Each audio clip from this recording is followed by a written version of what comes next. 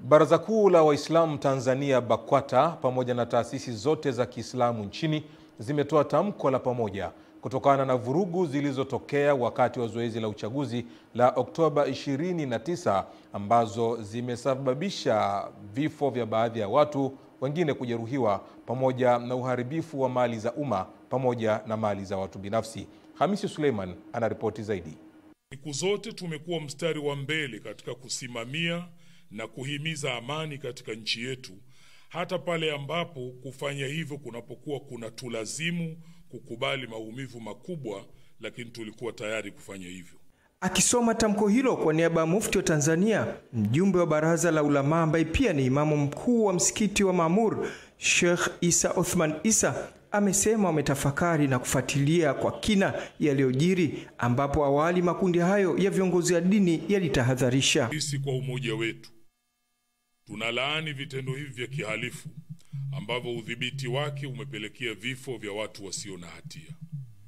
Sisi kwa umoja wetu tumeumia sana kwa haya yaliyotokea, hasa maisha ya watu yaliyopotea kutokana na vitendo hivi vya kihalifu.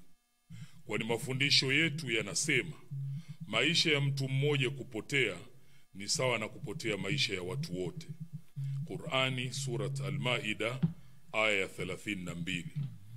Aidha, tamko hilo pia limelaani matukio ya uhalifu na uharibifu wa mali za umma na watu binafsi pamoja na wizi na uporaji ambao ulifanywa na makundi ya vijana. Sisi kwa umoja wetu tunaamini vitendo hivi ambavyo vimeleta maafa katika nchi yetu ni vitendo vya kulaaniwa na ni lazima vidhibitiwe na kuhakikisha havitokei tena katika nchi yetu. Lakini pia sisi kwa umoja wetu tunaitaka serikali ifanye uchunguzi wa kina juu ya kina nani ndio walikuwa vinara wa kuchochea vijana wetu katika kufanya uharibifu huu mkubwa kuwahi kutokea katika nchi yetu mpaka kufikia maisha ya watu kupotea. Tamko hilo pia limeiomba serikali kuangalia kwa jicho la huruma wale wote walioathirika ambao hawakuwa sehemu ya makundi yaliyoleta vurugu, lakini likasisitiza kuwa liendelee kuwasaka vinara waliochochea machafuko hayo.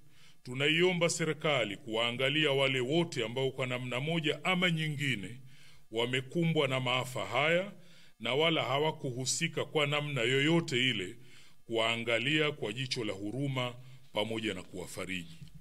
Tamko hilo lilihitimishwa kwa baraza hilo na taasisi za Kiislamu kwa kuishauri serikali kufanya mazungumzo ya maridhiano, huku pia ikitoa pongezi kwa Mheshimiwa Rais Dr. Samia Suluhu Hassan, mwanasheria mkuu wa serikali, spika wa bunge pamoja na uteuzi wa waziri mkuu mpya.